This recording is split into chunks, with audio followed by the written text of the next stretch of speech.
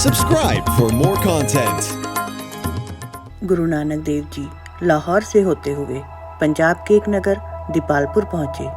दीपालपुर में पहुंचकर गुरु नानक देव जी ने देखा कि एक जगह पर बहुत सारे लोग इकट्ठा थे। जब गुरु नानक देव जी उस भीड़ के पास पहुंचे तो गुरु नानक देव जी को पता लगा कि वहां पर एक शाह सुहागन नाम का फकीर रहता है। दीपालपुर नगर के लोग उस फकीर को बहुत मानते थे, क्योंकि शाह सुहागन लोगों से कहता था कि पूर्णमासी की रात को अल्लाह मियाँ खुद मुझसे मिलने आते हैं।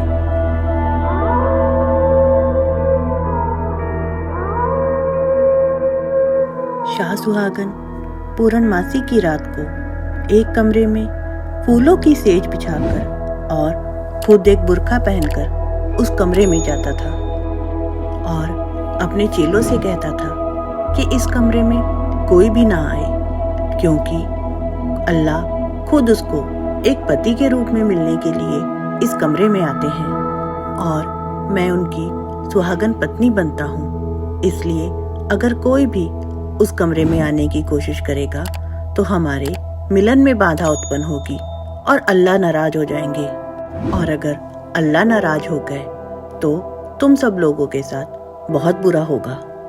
लोग शाह सुहागन की बात मानकर पूरी रात उस कमरे के बाहर पहरा देते।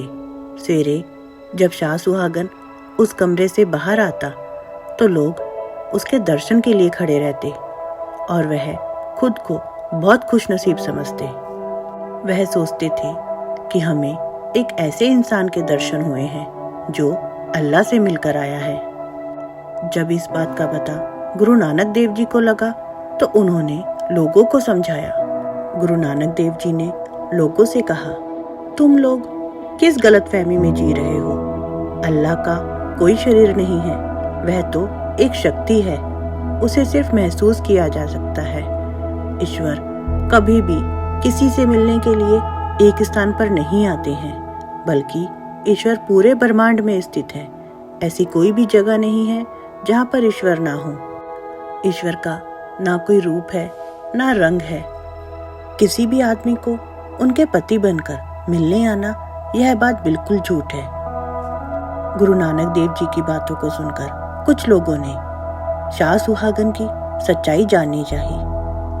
उन्होंने जबरदस्ती जहां शाह सुहागन ईश्वर को अपना पति बताकर रात भर रहता था, उस कमरे का दरवाजा तोड़ दिया। वहां पर उन्होंने देखा कि वहां पर कोई भी शाह सुहागन के साथ में नहीं था। उस कमरे में जाकर लोगों ने देखा कि शाह सुहागन अपने ही शरीर के साथ गलत काम कर रहा था। लोगों को इस बात पर बहुत गुस्सा आया कि शाह सुहागन इतने समय से लोगों को मूर्ख बना रहा था। अब सारे लोग मिलकर शाह सुहागन को सबक सिखाना चाहते थे। लोग उसके साथ मारपीट करना चाहते थे। गुरु नानक देव जी ने लोगों को समझाया और उस पाखंडी फकीर को लोगों की मारपीट से बचाया। शाह सुहागन अपने किए हुई गलती पर बहुत शर्मिंदा हुआ। उसने गुरु नानक देव जी के चरणों में गिरकर अपने किए हुए बुरे कामों के लिए माफी मांगी और वचन दिया कि वह अपने सभी बुरे कामों को छोड़कर अच्छे काम करेगा। हम लोग बाहरी दिखावे में आकर बाहरी बातों को सुनकर किसी पर भी विश्वास कर लेते हैं, और वह इंसान हमारे धर्म, हमारी आस्था के साथ खेलता है। हमें ऐसा नहीं करना चाहिए और ईश्वर की भक्ति करनी चाहिए। तो दोस्तों, आपको हमारी आज की साखी कैसी लगी? आप लोग हमें कमेंट बॉक्स में ज़रूर बताइए, और प्लीज़ हमारे इस चैनल को लाइक, शेयर और सब्सक्राइब ज़रूर कीजिए। कल फिर से मिलते हैं एक नई साखी के साथ।